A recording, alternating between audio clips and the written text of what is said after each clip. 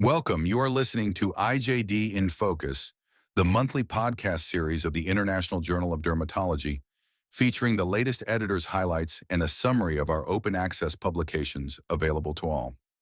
Skin diseases vary significantly across racial and ethnic groups, influenced by genetic, environmental, and socioeconomic factors. However, patients with skin of color have historically been underrepresented in research, resulting in disparities in diagnosis, treatment, and access to care. In the April issue of the journal, we dedicate attention to these key disparities. We focus on the differences in clinical symptoms and treatment challenges related to inflammatory skin diseases such as psoriasis, atopic dermatitis, and hidradenitis suppurativa in SOC patients. An open access narrative review published this month by Kershik et al. Identifies appropriate treatments to facilitate a holistic management approach to acne, sensitive skin, and acne-induced sequelae called one acne. The paper also describes the role of treatments in improving skin quality.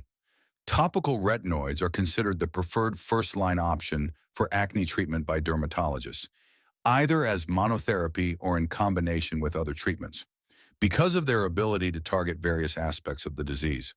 Tretinoin, trifarotene, adapalene, and tazarotene have all been assessed in clinical studies for managing acne-associated scarring, with varying success, with the latter three reported to improve skin quality. Moreover, some corrective procedures, e.g., injectable non-animal stabilized hyaluronic acid, (NASHA) fillers, have proven effective for treating acne scarring. Both treatment types may complement each other to provide optimal treatment outcomes and patient satisfaction, as observed in several patients receiving concomitant treatment with NASHA fillers, topical trifarotene. Adjunctive use of cleansers, moisturizers, and photoprotection-containing ingredients such as vitamin B3, glycerin, or provitamin B3 may also complement drug and corrective treatments to reduce skin irritation and risk of scarring, as well as improve skin hydration, tone, and overall appearance. The review highlights that comprehensive skincare regimens should be used throughout acne patients' journeys to reduce treatment-related irritation, improve treatment outcomes, adherence, and satisfaction, and enhance overall skin quality. It emphasizes that patients with sensitive skin should choose tailored skincare products to maintain skin barrier integrity and restore skin function. In another review, Cuckoo et al. Evaluated the most efficient wound closure methods following wide excision of hidradenitis suppurativa lesions in terms of recurrence, functionality, and quality of life. The authors conducted a systematic literature search in PubMed, Embase, Cochrane, and clinicaltrials.gov. They included original studies published until February 2024, focusing on wound closure methods post-wide excision for HS. Data from 121 papers were analyzed using network and direct meta-analysis methods to compare recurrence and postoperative complication rates. Recurrence rates were associated with the type of reconstruction technique as follows: primary closure, 25%, skin grafts, 18%, and flaps, 12%. Secondary intention healing showed a recurrence rate of 28%. Flaps were associated with the lowest recurrence rates compared to other surgery techniques. Included in the current issue, there is an insightful review by Tawan Sri et al. Focusing on athletic testosterone-associated hair loss in males. Performance-enhancing drugs, such as testosterone, are used by athletes and youth to increase muscle growth and strength, particularly among males. However, these therapies potentially pose health risks, including liver toxicity, gynecomastia, and hair loss. Testosterone use is rising for performance enhancement, physical appearance, and resistance training, but there remains an absence of standardized guidelines for safe dosages.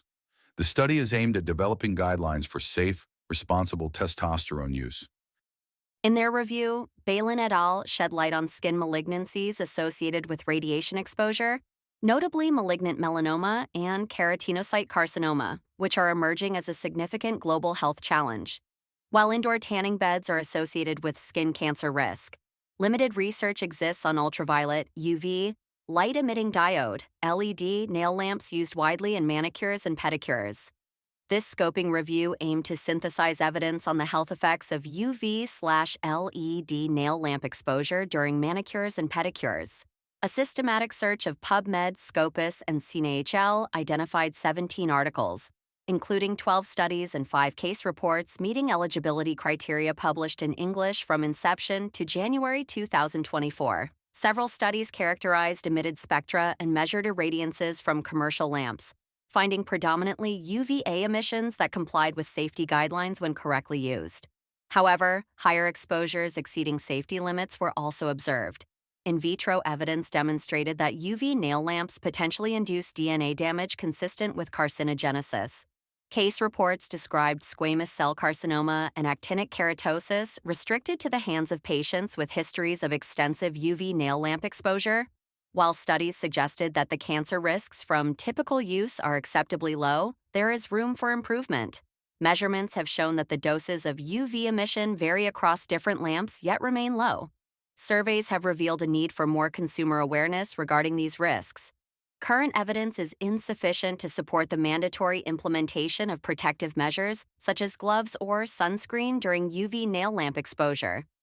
More importantly, a direct causal link between UV nail lamps and carcinoma development has not been conclusively established. Research published by G. Keeney et al. Provided an evidence-based update on psoriasis in people of color.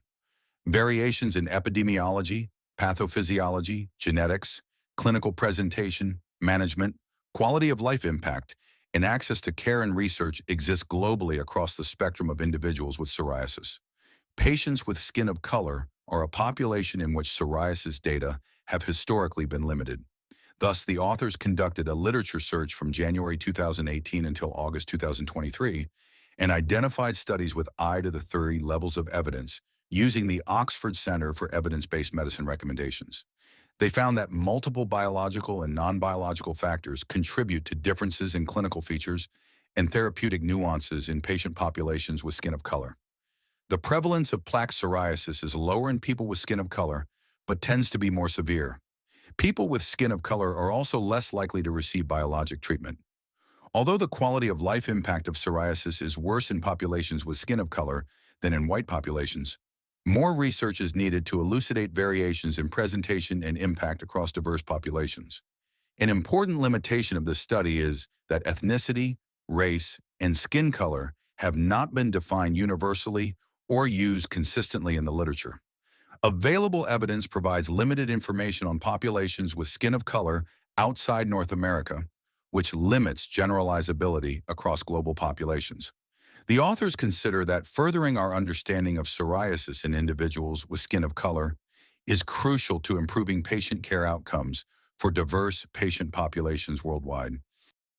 In an original article, Solina et al. Studied the use of line-field confocal optical coherence tomography, LCOCT, for the early diagnosis of dermatologic adverse events to oncologic drugs.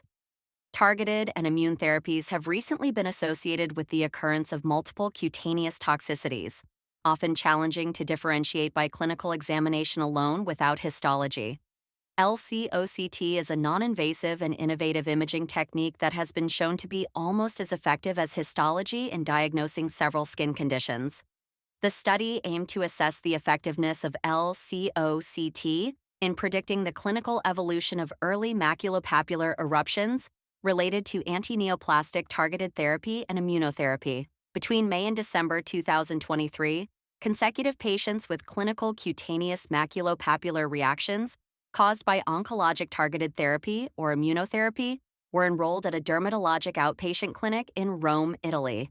Patients underwent clinical dermatological examination, videodermoscopy, LCOCT, and incisional skin biopsy of a target cutaneous lesion to investigate the evolutionary pattern of maculopapular lesions, such as psoriatic eruption, lichenoid eruption, eczematous eruption, or bullous eruption.